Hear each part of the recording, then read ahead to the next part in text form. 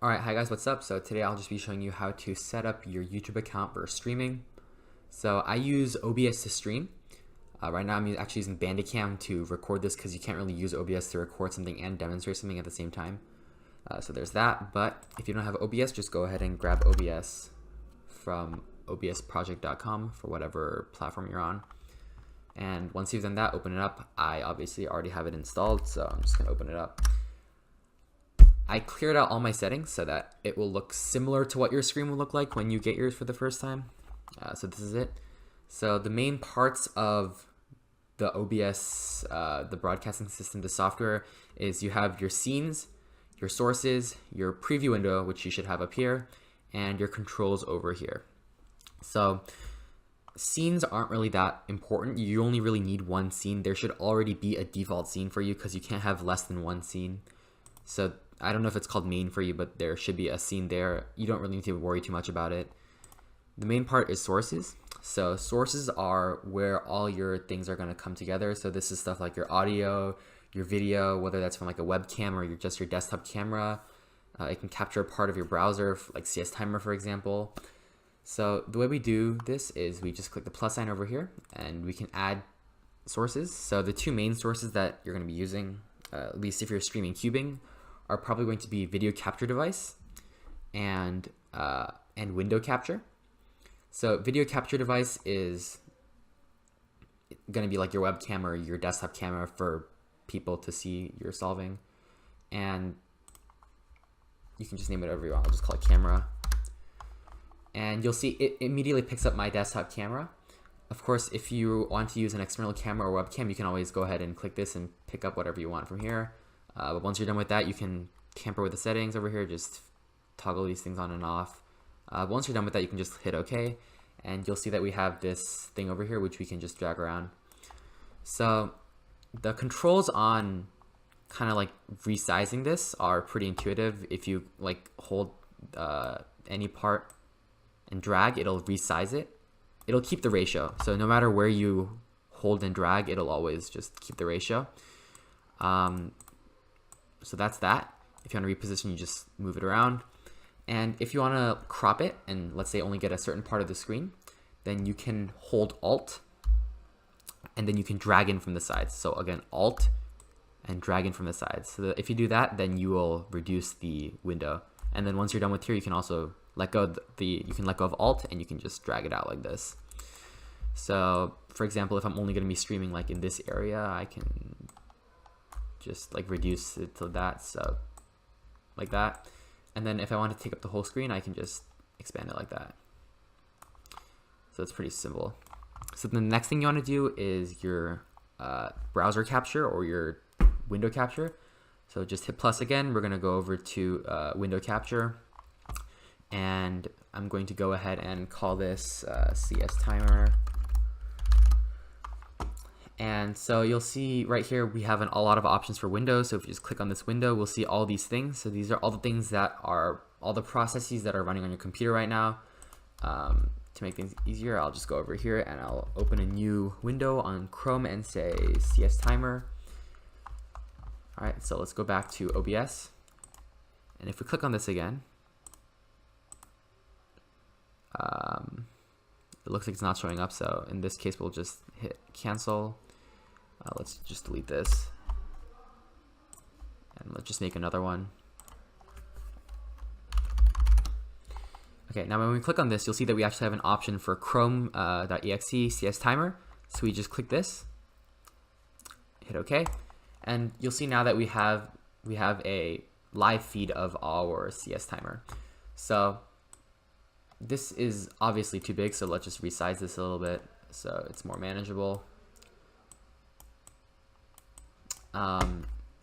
Yeah, and that's pretty much it. So obviously you don't want to just put this on your screen because that's kind of messy. So what I do is I like to crop part of it out. So generally I like to keep the scramble as one section. I like to keep my timer input as one section, and I like to keep my like my times as one section. So I'll just show two of them as an example. So I'm going to crop the scramble. So again, if you just hold Alt and you move it in, you can crop out like that. So I'm just going to I'm going to crop kind of generously, like that. And now I'll just make that bigger, and I'll put that at the bottom. So that'd be one thing that I do. Now, if I want to add, let's say, a different part of the screen, I want to add like the timer input. I just hit plus again. I go over to video. I go over to window capture. Sorry, and let's call this times. You can select the same tab again, or the same like window. So I can select CS timer again, and now I have this thing again. But this time I can resize it and crop it so that I get this middle part. So I get the time part. So let me just crop it like that. So I can do like that, right? And then I would just maybe make this bigger and like put this over here, right? So that's pretty much it. That's how you set up your layout for streaming. So how do you actually get it to connect to your YouTube account and stream? So if you go over to YouTube, let's hop over to YouTube. Just go to your account, my channel, and then go to Studio. So once you've done this, there is a option in the top right corner for right here.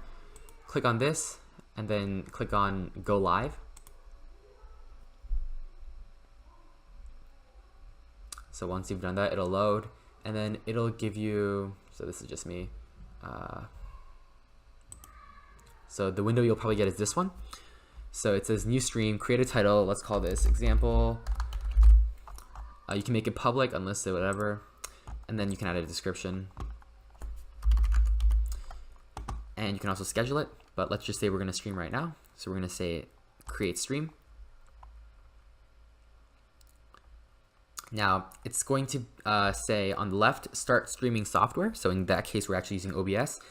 So it generates this stream name / key, and this is the one that we want to use.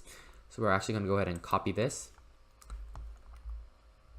and we're going to hop back over to OBS, and then we're going to go over to File, Settings, and then in the stream section of your settings, you'll see that there's actually a section for the stream key. Make sure in your service you have YouTube Gaming / YouTube selected here. The server should be the primary YouTube ingest server.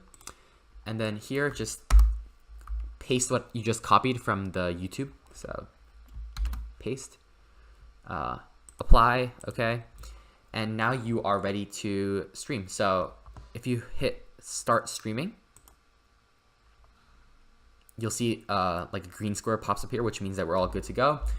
Let's hop back over here, and we'll see that on our YouTube it says loading preview, which means that it's working correctly and our OBS is connecting properly to YouTube. So you'll see in a bit that this will pop up and it'll give us our preview, so you can see everything is exactly how it is in OBS, and it's working great. Just some side notes on settings: you can fix some things like the latency. For example, if you have it in normal latency, there is like a 5 to 10 second delay on what happens. So if you do something, the people in your stream will see it a little bit later. Ultra low latency will reduce that time. So once you're done with all this and you're satisfied with your settings, you just hit go live, and I guess I'll just go live now. You hit go live and you will start going live, and it says you're live. It's throwing me a weird error for some reason. I don't know why. This shouldn't happen to you, but this will start streaming. Your chat is over here. You can change it between your top chat and your live chat, which is all messages. That's pretty much it. And if you want to end your stream, you just hit end stream and end your stream. All right. So now that we're done with that part, let's touch over some more minuscule things. There's audio in here too, which I didn't really cover. So if you hit plus and you hit audio input, you can also get your audio source. So if you're using like an external microphone, you can use this to like select your external microphone. And then down here, over here in the mixer, you can mess with how much of what audio you want. If you want people to like hear your desktop audio, or how much of your microphone you want people to hear.